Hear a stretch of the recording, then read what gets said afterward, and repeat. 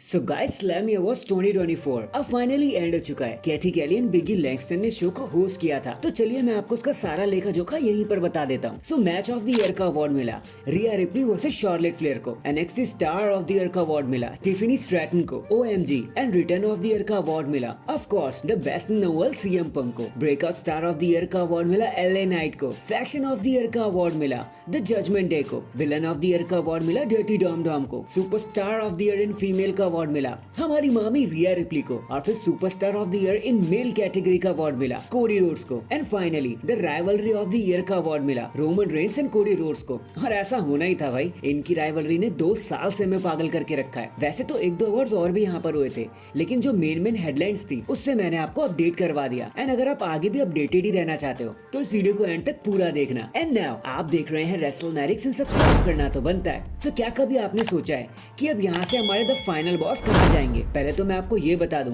कि पूरी दुनिया में द रॉक को बहुत अप्रिशिएट किया जा रहा है विद द फैक्ट कि इन्होंने 50 प्लस की एज में 50 मिनट से ज्यादा का मैच डिलीवर करके दिया, वो भी बेल टू बेल फाइट करके। पहले बेल से ही वो फाइट करना शुरू कर दिए थे और लास्ट का पिनफॉल भी उन्होंने किया। इसके लिए तो पूरी दुनिया उनकी कदम चूमे जा रही है और ऐसा होना बनता भी है भाई। सबके बस की बात नहीं है इतनी ज्यादा कंडीशनिंग करना, इतना ज्यादा हार्ड हिटिंग मैच देना, वो भी इस एज में। बट सवाल तो ये उठता है कि क्या ये उनकी लास्ट अपीयरेंस थी? तो नोप्स, ऐसा कुछ भी नहीं है, क्योंकि नेक्स्ट टाइम जब डब्ल्यूडब्ल्यूई में सऊदी अरेबिया में जाते हुए नजर आएगी तो द रॉक वहाँ के लिए पूरी तरीके से रूमर हो चुके हैं और वो फाइट करने वाले कोडी रोड से एक 1-on-1 बैटल में। वैसे take it as a pinch of salt, क्योंकि रॉक काफी ज्यादा बिजी है अपनी लाइफ में, तो ये चीजें उन पर डिपेंड करती हैं कि वो हाँ कहेंगे या ना। लेकिन फिलहाल तो यार आप रूमर का मजा ले लो, क्योंकि हमें क्या पता ये रूमर कब सच्चाई में बदल जाए। वेल एक बात तो माननी पड़ेगी, हमारे ट्राइबल चीफ एकदम कैरेक्टर वाले पर्सन है। उनको कभी भी गुस्सा आ सकता है और कुछ पसंद हो या ना पसंद हो वो सीधा मुंह पर ही कह देते हैं। देखो अभी हाल ही में जब रेसलमेनिया नाइट 1 का प्रेस कॉन्फ्रेंस हो रहा था तो रोमन रेंस वहाँ पर इंटरव्यू दे रहे थे, अपनी विक्ट्री को एड्रेस कर रहे थे। तो पहले तो उन्होंने सारे रिपोर्टर्स को एक्नॉलेज करने को कहा और कहा कि देखो मेरा नाम कोई नहीं लेगा, मुझे ट्राइबल चीफ कहो। और यही बात फिर पॉल हेमन ने भी कही। बट फिर जब किसी रैंडम रिपोर्टर ने उनको बू करने की कोशिश करी तो रोमन रेंस को गुस्सा आ गया और उन्होंने कहा कि ये बू किसने किया? इतनी ज्यादा प्रॉब्लम है तो यहाँ से बाहर निकल जाओ और मैं सीरियस हूँ, बू करना है तो बाहर जाके करो और अगर तुम नहीं गए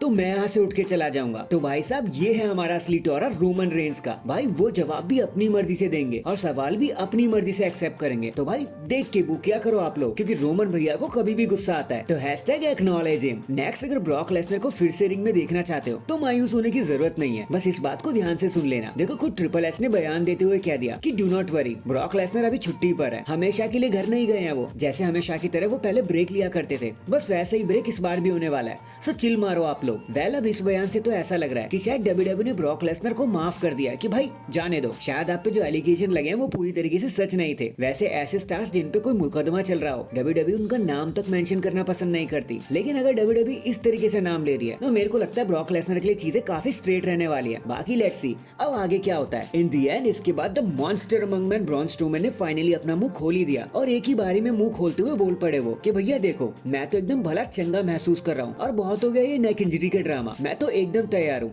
आई am ready to do it. मैं तो बस डॉक्टर के 1 2 3 गो कहने का वेट कर रहा हूँ, मेरा बस चले तो मैं आज ही रिटर्न मार दूं। वेल काश चीजें इतनी इजी होती ब्रॉन, हम भी आपको उतने प्यार से देखना चाहते हैं और उतना इंतजार कर रहे हैं, लेकिन डब्ल्यूडब्ल्यूई वही करेगी जो उन्हें ठीक लगेगा और जब तक उन्हें ठीक नहीं लगता आपको भी और हमें भी दोनों को मिलकर इंतजार ही करना पड़ेगा। So that is it guys, अभी के लिए तो बस इतना ही। आप मुझे बताना the rock versus Cody Rhodes का मैच आप देखना चाहोगे आगे लाइफ में? कमेंट करके जरूर बताना। एंड चैनल पर नया है तो चैनल को जल्दी से लाइक एंड सब्सक्राइब कर दो। बाकी मैं मिलता हूँ आपसे किसी और अपडेट के साथ, तब तक के लिए अपना ख्याल रखें और खुश रहें।